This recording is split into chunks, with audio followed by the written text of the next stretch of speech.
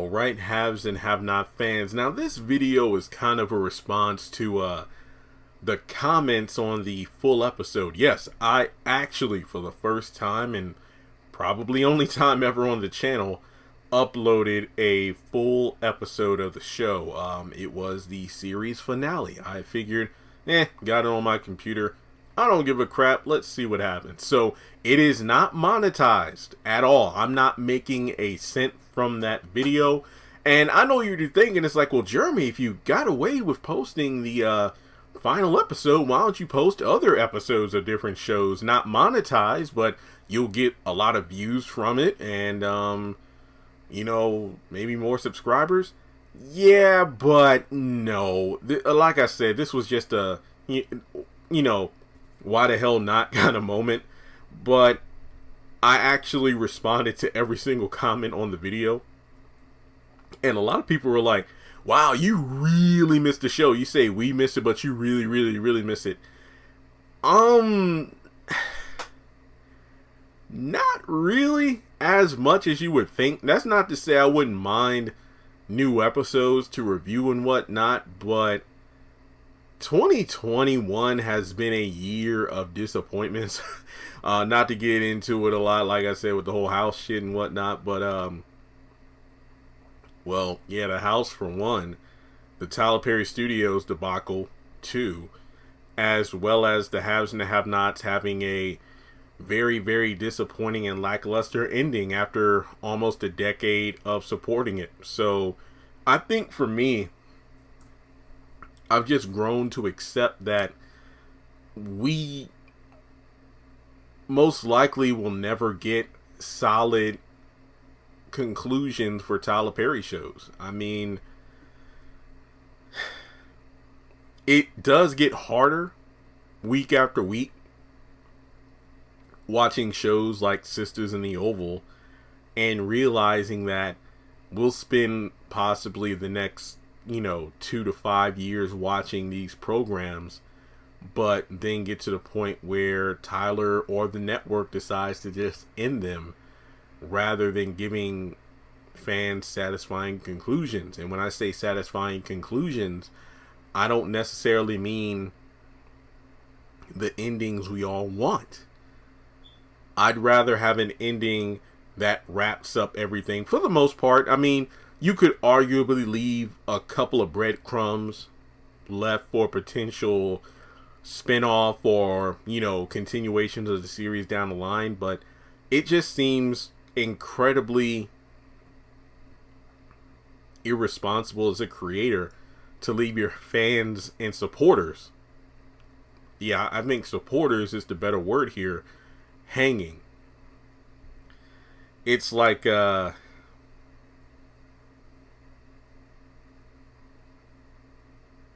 trying to figure out what to do next. Like, trust and believe, I've been wanting to change the channel name, but I can't think of a good one. It has to be something to encompass what I do or the genre I talk about, but not something generic. So I would love, in a perfect world, I would love to kick off 2022 with an entirely new rebranding to kind of inch away from the haves and the have-nots. Like, I wholeheartedly believe that even if I become a millionaire, even if my channel gets 1 million subscribers, I'll always be known as the Tyler Perry, or more specifically, the haves and have-nots guy. I've grown to accept that. But I think that, there's always a time to evolve as a person, as a creator. And I feel like for me, given that the show was filmed 2 years ago, not counting the reshoots and whatnot, the show isn't coming back. I think that, look, I feel like way more people are angry at how the hell did he drown Candace with one arm than the way Veronica went out, as well as a number of the other casts. So I just feel like when you look at that finale again, and I actually did rewatch the finale this morning, super early before I watched the Oval. Oh, hang on a second. I'm sorry.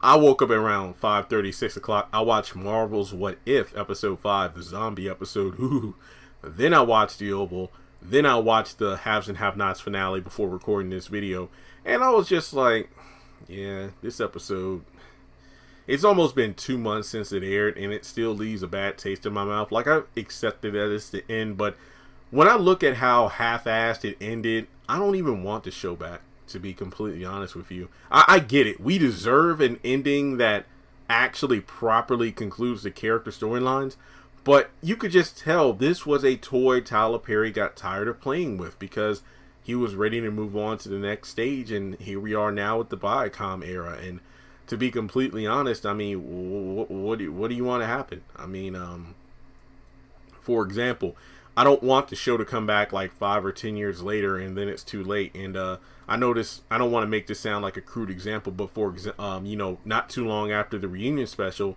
we found out that Renee Lawless was dealing with breast cancer in real life, and as far as I can tell, she's doing better. I think that I've seen one of her recent posts, but you know, that's just a scare in regards to something could happen. At the end of the day, these are people, and I mean, things happen in real life. So what if there's something that happens in the next 5 years to one or more of the cast members? So if there were to be a reboot and whatnot, they're no longer able to participate, and then you have to write them off in some way, shape, or form. So I think that the haves and the have-nots is something that we kind of need to close the book on, you know. Like I said, I'm still planning to do my rewatch, but over the next few days, you can tell my schedule is kind of booked. Like, I plan to get through all 10 episodes of All the Queen's Men, write all the notes down, so around, you know, the early stages of next week, I'll have episode reviews for all 10 episodes, because I want to knock that show out of the ballpark within the next week easily. That way I could be done with it, focus on as well as The Oval, you know, once that wraps up the season 2 finale. That way my schedule is, you know, pretty much clear, because the 13th is next Monday, and the 13th marks a month before Sisters comes back. So between this week and next week, I want to have a lot of stuff done. That way I can focus more on eBay, as well as, you know, do the haves and have not rewatch at my own pacing. You know, I'll try to get through as much as I can prior to Sisters' return, because so many people have been telling me they've been rewatching the haves and the have-nots. But I think that new Wonder Years series, I forgot when that's supposed to come on ABC. I might check that out. But I'm glad to just take a step back from the channel and slow down.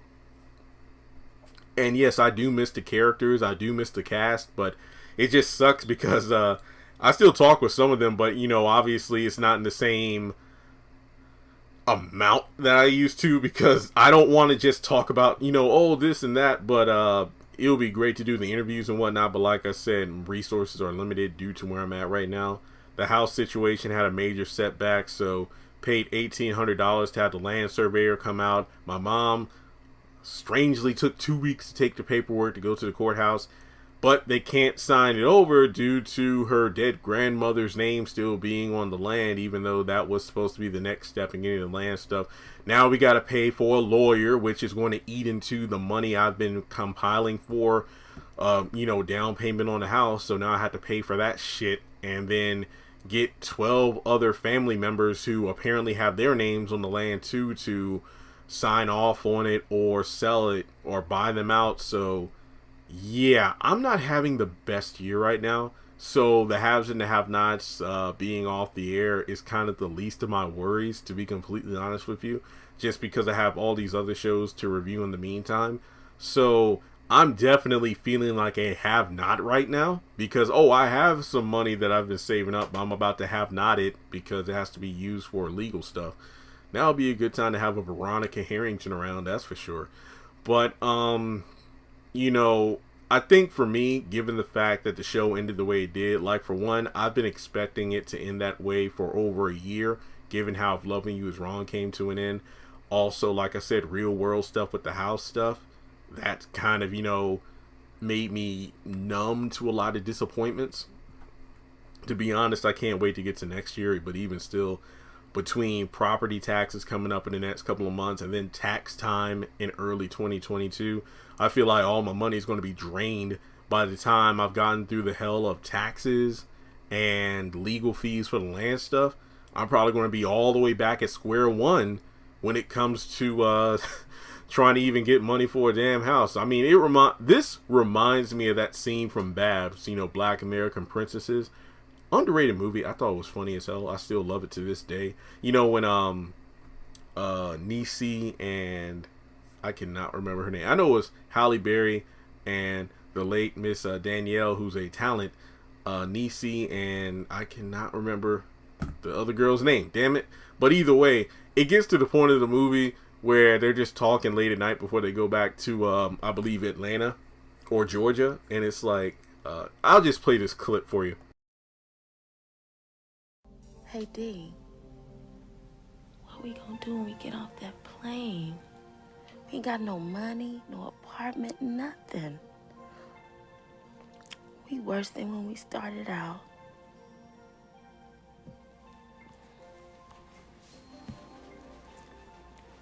Maybe, but maybe not. Some things is priceless, you know me? That's how it feels, You go away to work at Liberty for 3 years and quit the job because you're self-made. You work online for, next month marks 4 years since I've been doing this full time.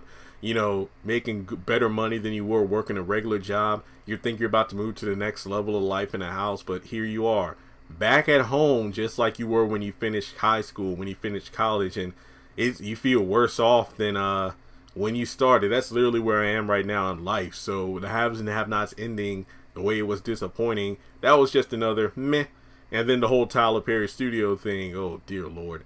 Like, I feel like at this point, I've had my venting session. I've bitched about it so much that even if it happens, it feels kind of like stale to me. So I feel like this entire year has been full of disappointments. I think for me personally, it would have been like maybe two big things I wish could have changed. Number one, back in January dealing with Clayton Holmes, I wish they just said, no, we don't approve you right on the spot, as opposed to leaving me hanging for 3 months and then taking another 3 months to get back the almost $2,000 I made on a down payment to get that money back. And then all the disappointments after that in regards to loan officers and everything. And then with the Tyler Perry stuff, even though it was great to be thought of, when a lot of the cast hit me up saying, wow, I was hoping to meet you at the reunion. So then when the reunion aired and then I found out fans were being brought out, that was another just jab to the heart. So yeah, this year has not been a great one, family stuff on top of that too. But then with the haves and the have-nots ending, for me, just trying to distance myself from it because of the fact that every time I think about the haves and the have-nots, I think about the reunion and how I wasn't there. Kind of reminds me of Priscilla. Like, every time I look at you, I think about her. Victoria. That kind of reminds me of Gary. Like, every time that I can't touch you, Andy. Every time you touching on me, I can't think about anything but you touching on him. It's just like, it's almost toxic, like it's kind of eating away at me from the inside out. Just, you try to be hopeful, but then at every turn, you get kicked in the face. This is, in a way, I'm kind of living the haves and the have-nots. Like, every time it seems like there's a glimmer of hope, things just get ripped away, leaving me in a worse position than I was at the beginning. So, we got a few months left of 2021. Like I said, I want to just hopefully knock all the Queens men out of the ballpark, over the next several days. And, Sisters comes back next month. I don't know exactly when, but, Assisted Living House of Pain should be back. I'm guessing maybe in October. I'm just kind of spitballing here. And then Ruthless in November. And yeah, that's it. So I think for me, just to kind of end this video on a, with a period rather than an exclamation point, because I don't want to make it sound like I'm venting. I just want to tell you where I'm at, because people have been asking, like, how do you feel about the show being gone and this and that? I just feel like it's going to be very difficult to be attached to another Tyler Perry show in the same way I was with the haves and the have-nots, simply because of the fact that the haves and the have-nots is like a long-term relationship, and it didn't end in the best way. So it's always going to leave a scar that will take time or may never heal. So whenever Tyler Perry puts out another show, that doesn't mean I won't review it, but at the same time, I don't think I will have the same level of attachment that I did with the haves and the have-nots. Oh, Jean made me cry when she got killed off, and I enjoy talking about the. I think I have more fun talking about sisters in regards to the real life implications of the relationship decisions made, as opposed to the characters themselves, since a lot of them are still and repetitive. The Oval is just full of twists and turns, but I don't think any of these shows will ever change my life the way the haves and have-nots did. Like, for example, just saying, like, let's say Bruh or The Oval or Ruthless, let's say one of those three shows is the ticket to me getting into Tyler Perry Studios. I can never say that the haves and have-nots wasn't indirectly responsible for getting me to the studio, given the fact that that's how I was made known because of the channel via that show. I wish we had more shows like Greenleaf out there for me to review. Like, I know some people have made recommendations and whatnot, but given the fact that a lot of these other shows don't produce in the same way that Tyler Perry does, in a matter of speed, it's only like, oh, this show is only one season a year. And if you look at the industry of media nowadays, a lot of shows don't have seasons over 20-something episodes. I'm not saying they aren't out there, but a lot of shows have seasons that range between 10 to 15 plus episodes because, most streaming services drop everything at one time, or, perhaps they spread it out where, oh, we got like 20 episodes. We're going to do 10 during the first part of the year, then 10 during the back half. So for me, I got bigger fish to fry than the haves and the have-nots, to be completely transparent. If people want to know how I'm feeling, about the show being gone, worse things have happened to me this year than the show ending. So there's that. Like I said before, Tyler Perry Studios, it would be great. Kind of sucks that I got the vaccine mainly due for the purpose of, okay, the next time they have a Tyler Perry Studios event, I will be eligible, because if you remember, I wanted to go to the Sisters fan event, but due to the fact that I wasn't vaccinated, not even fully vaccinated, not even vaccinated at all, I was not eligible to go. And just thank you to all the people who follow me and watch the channel, who either tagged me in post, or even, still there are some people who are just now tagging me or letting me know, hey, I meant to tell you I went to the Tyler Perry Have and Have Not special, or hey, I went to the Sisters event. Some people have told me that they filmed like two different, shows, like they had an early morning filming and then they had a second one. And some people were telling me that, oh yeah, it was fun to go, but we were rushed out, that I never got to meet anybody. I never got to get any photos. Oh, I waved at KJ and she waved back, but that was it. Then other people said, hey, I talked with Tyler Perry. I got a photo with Tyler Perry. So let me just say, from my perspective, not to sound like I have an ego, but let me try to humble myself here. It would suck to spend all that money to go from Virginia to Georgia, because remember, if you're out of state, they straight up said you have to pay your own way. You got to pay for your transportation, you got to pay for your housing, and like I said earlier in the video, I'm dealing with legal stuff for land, so I really don't have that kind of money right now. So it would kind of suck to go all the way down there and then not be able to meet anybody or take photos. And I get it. It's a studio setting. I'm going to go there as a fan. They probably won't even know who I mean, some of them know me, but I don't expect to just, show up. Oh my God, it's you from YouTube. I'm not expecting that.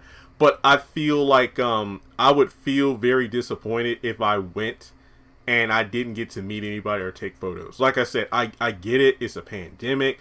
But then again, you're vaccinated, because you got to not only be fully vaccinated, but then they take COVID tests for you, because Tyler said at the beginning of the special, everybody here, we're vaccinated. We're good. No COVID in this room.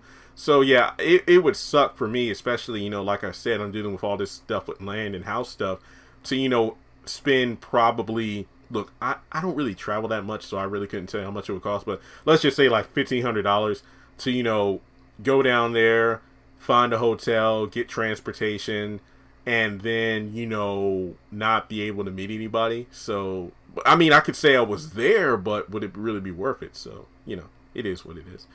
But maybe someday. I know a lot of people keep telling me, be patient, hopeful. I've just learned to not have expectations of people, or, to expect anything, like not feel like I deserve. Because trust and believe, looking back, Do I wish I didn't post that rant video about Tyler Perry reunion, the HAHN not reunion? Part of me feels like maybe I shouldn't have done that, but either way, I feel like, nah, it was good to get it off my chest. And even if I didn't put the video out, it wouldn't have changed anything. I still wouldn't have been at the reunion. Like, I mean, the argument could have been made, well, Jeremy, if you had to be fully vaccinated for the Sisters fan special, what makes you think you didn't have to be vaccinated for the haves and have-nots? That's a fair point, but at the same time, I don't know. So that's really the last thing I had to say about the haves and the have-nots, aside from my rewatch. I hope this video gave you insight as to where I'm at.